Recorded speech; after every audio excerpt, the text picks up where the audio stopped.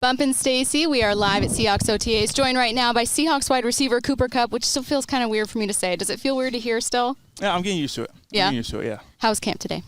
That was good. The ups and downs. It's typical fifth OTA. You got momentum swings and all that stuff. You got adversity on both sides and just have to overcome that stuff. It's fun. It's fun to go through this, and especially on the offensive side of the ball where we're all learning this thing together, and it's evolving and Klint's doing a great job in terms of the offense is moving with the guys too, and so it's a fun evolving thing that we're building, and I'm excited to keep going at it.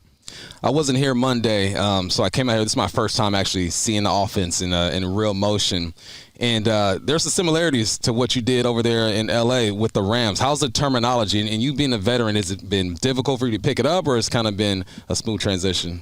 A little bit of both, because when I got to L.A., this offense was this kind of was the offense that Sean had brought over, but it had changed and molded so much over 8 years. Mm-hmm. It's kind of like this was what I'm seeing now is where the Shanahan tree, I guess, went off with a little bit, and so yeah, it's just kind of I'm not sure. There's some stuff that's the same. There's stuff that's different. There's stuff that's the same that means different things, and it's all over the place. So. I'm trying to just clean slate it. I don't want to hear any of my old words of all this and stuff. I like telling guys like, oh yeah, we used to call this, whatever. It's like, no, don't even put that out. Don't bring that up. I don't want to hear it. Kind of taking a few steps back, just because we haven't had a chance to interview you, and I know you've talked about this, but when you think about when you knew in LA, like, okay, I think that my time here might be done. How did you know? Like, what happened, and how did you feel? So I wasn't sure what it was going to be like after the season. I wasn't sure what was going to happen. I figured something was going to happen. We were going to have a conversation. And then, Sean just let me know what their plan was, and that was kind of it. That was the plan, and I don't know. I don't want to get too much into it. Yeah, I know. I didn't want to put you on the spot. Now is not the time.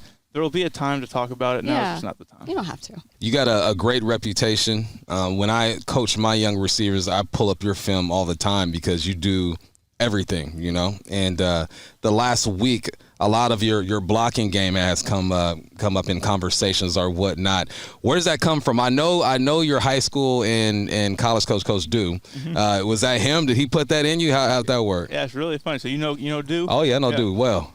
So Dumas was the one in high school that was always about like, hey, if you're gonna play receiver, you have to block. Yep. It was like a huge coaching point in high school, and then I come to find out that he was he didn't block anyone when he played. So, but yeah, it kind of started there, and then it just kind of continued, and it's been a fun thing. I love learning football, and the more you learn, the deeper you get into it, the more you realize that there's so much more you don't even understand yet. Yeah. And being a part of the run game, being involved in the calls up front with the offensive line, it's a whole nother world, a whole nother like depth of football that I just love to be a part of. So. Even aside from like the on the field stuff, just the mental side of it is just really fun for me, and learning and doing that stuff. It's stuff that I get excited about. Yeah. This might be part of your answer then. I was going to ask, what's something that maybe you realized later into your career, something that you learned, something you realized that you just thought, either it took you to another level of play or just as a person, it kind of dawned on you. Yeah, well, I think there's a few things, and there's a lot of stuff with the route running, and just as defenses have changed over time, and what D coordinators are calling and how they're coaching things and how they're playing off each other. There's a lot of stuff that's always, you have to be learning. Every year you've got to be studying and seeing what are the new things, what are the things that are working, what are the things that are not working anymore that had worked for a long time. Mm-hmm. And then it's also like, what are the things that now work again? Mm-hmm. Because they've come back so far trend. off, and it's like, okay, now we can do this again because they've moved so far off of it. And so it's just a cycle. It's a beautiful thing about football. You get the cover 2, start running seams, stuff like that. Yep. You get the Tampa 2 run through, right, and the offense has to come back and adjust it's just like it's constantly the changing of offense versus defense, who can have the upper hand, and there's so many things that it's what makes football really fun. Yeah. Well, also I think what makes football fun in the receiver position too is like I'm watching you guys out there. MVS had himself a day-to-day, right? And then you see JSN. see yourself, Derek, and you guys are all different type of receivers, you know. So how would you describe this group, like as far as the potential of this squad? Oh, there's a ton of potential. We got guys that I think the thing that's really cool is we got guys that can do everything, right? And not just saying like there's one guy that does this one thing or there's this guy that does this one thing. There's a fullness of each guy. Like, hey, I can be involved in the run game. I can be involved in the third level of the defense. I can attack each level. I can do the underneath stuff. And so like you have guys that can do everything. Mm-hmm. Makes it really cool to be able to move guys around and be able to say, hey, look, you don't know where it's going to be coming from, you know, but each guy's got their opportunities in every part of the game. So that's a cool thing about our group, and guys I think pride themselves on that. Sam Darnold mentioned taking some time to kind of work one-on-one even. How much time have you guys spent together? What have you been up to as far as one-on-one this offseason? Yeah, I mean, a lot of stuff has been studying the playbook, and you know, he's been in the system before, so a lot of it is for me just learning from him. You know, how does he see these concepts, the intent behind them? What did he like? What did he not like? What kind of things? I mean, like I said, Klint's awesome in working with, you know, Sam on a lot of this stuff in terms of how it can mold, how it can be better. And so that's the thing that we talk about a lot. And, you know, like watching plays out here, it's like, man, there's already like, you know, we have the list of plays we're going to go watch right now. It's like, hey, how can we do this better? What can we do to make sure that this is, you know, this is answering the bell. This is answering the bell on a bunch of different levels. You know what I mean? Like, no matter what the coverage is, we're giving ourselves the best opportunity to win. And so, you know, that's kind of the things that we're going through right now. Have you went up against a Mike Macdonald defense before coming out here against these guys? Yeah, well, I mean, obviously playing against Seattle, I did, and then I actually played against when he was in Baltimore. Baltimore, we played against them over there in Baltimore. So yeah, it's a challenging defense to go against, and I mean we've got such good football players, and the communication. The guys have been in the system now. You can just hear. You get to the line of scrimmage, you can hear the communication is happening, and how on top of it, how they're anticipating what they're going to be seeing, and it makes it really fun to go against because you've got, they're going to challenge you, right? And so it's a lot of fun. I have a really weird question. It's one, as a non-football player, I can't understand it, but you were talking about ways that the league changes. So this is going to sound stupid to both of you, but just know that. I always hear from people, oh my God, like you used to be able to be so much more physical on defense. And simultaneously, we've always heard like that just defenses are becoming tougher and harder, and these defensive coordinators are, becoming head coaching candidates. Have defenses had to get, for lack of a better phrase, smarter? Like, is it harder to face defenses now compared to a couple years ago? Yeah, it is. And, I do think that there's a lot of this stuff, who knows where the genesis was of each thing. Like everyone's going to have their claim to it, I'm sure. From my perspective, this is from my perspective. So no one won't even get offended. No, quote him. But here we go. So in 2017, 2018, Sean McVay's offense is ahead of the game, right? There were times we were running plays, and like they have no idea what is going on, and we were just manipulating all their, like just manipulating them, moving them to where we wanted to go the other direction. Like it was stupid. 2019, defenses start catching on. There's a little bit of this Vic Fangio thing that comes on. It's like, okay, hey. Late in 2018, there was some stuff that's like showed that they could kind of stop this offense a little bit. So 2019, you start seeing some more of this cover 4, some of the 6-1 stuff. You see, safeties now playing things, from depth and being able to cancel things across. 2020 comes. Brandon Staley gets hired to L.A. Brandon Staley was with Fangio in Chicago. Staley, in 1 year, puts together the number 1 defense in the league. Mm-hmm. Now, Staley's thing is all about, concept recognition, concept match, being able to be like cancel routes, move on to new things. So now you've got a defense that's not just dropping to spots, but now they're playing the offense, right? And now more and more of this is shifted and molded into this defenses now that are holding these shells and being able to say, hey, you aren't going to see what we're doing pre-snap. We're going to show you late. We're going to bring pressures from all different directions.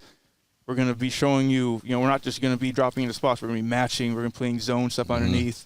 There's all this different stuff that's happening, and the complexity of the defenses has gotten so much more because the offenses have also started doing so much more that you have to be able to have answers for it defensively. So that's kind of where we're at right now, and it is fun though. You should be an analyst. No. No? I don't know.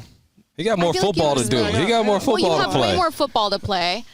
But you explain it in a way that I find sometimes when people talk about football, they intentionally try to keep it above your head so that they feel smarter. And so I appreciate when I've done that before, so I understand. Yeah. So I appreciate when people can be like, well, no, this is, and you clearly care about it. You're fascinated by football history. Yeah. As you were describing, right, how the defenses have changed, I'm a bit older than you. So when I played, I remember I used to love watching you guys' film with LA because you guys would run concepts and run routes the way that my coach would kill us if we ran it that way, because everything's supposed to be linear. You're attacking here. Now, with the fluidity of the offenses, it just allows you to be more creative. Have you seen the young receivers change in their approach to the game because they've grown up in an offense or an offensive era to where you're able to do that? Yeah, there is, and you have to play within parameters, right? Like, that's where the guys get in trouble is when you come in, you've got a concept, and it used to be like, hey, look, we're going to distribute the field and get to spots. You got to get to spots. It became like, hey, there's going to be room for creativity in your own stuff that you're going to bring in to create separation. It's not now with all the pattern match stuff that's going on, even in these zone defenses you're seeing, you still have to separate and be open in the spot. It's not just about getting to the spot. It's about being open in the spot, in the timing when the quarterback needs you to be there. So now there's a creativity, there's a patience, there's a rhythm, there's a, as a point guard, you can't just go 100% all the time. You got to be able to mix and match your tempos. And things have gotten, I think, out of control. Yeah. I think a lot of it is these Instagram people doing all of their Instagram videos of all these different drills and everything. It's like you don't have time. You have time for that much stuff. Like you got to get down the field still.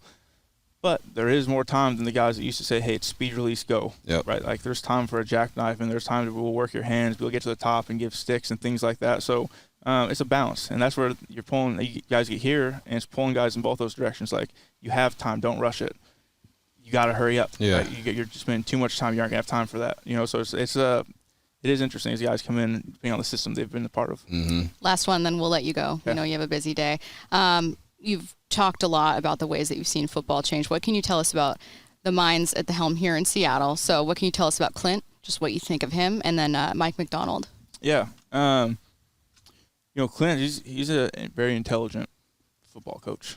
You see the things that he's bringing, the thought process that goes into it, the intention between what he's trying to get done. And I think the coolest thing is, despite being what is a really smart offensive coordinator that's putting together a very competent offense. That's what you want, right? A competent offense. His humility to say he doesn't know everything is really cool. It's just a really cool thing to be a part of because it brings the players into it to own it as well, right? So it's not just, this is my thing, you do it. This is our thing, and we're going to do it together. And I really appreciate that about Klint, how he operates offensively and how he sets us up. And, Mike, I was just up in Mike's office last night, and he was talking about how excited he was for these things that he's coming up with. I can't even say, I'm going to say too much. These things that he's coming up with, and he was just gigging out over these different. I'm not going to tell you these different things that he's just so pumped about.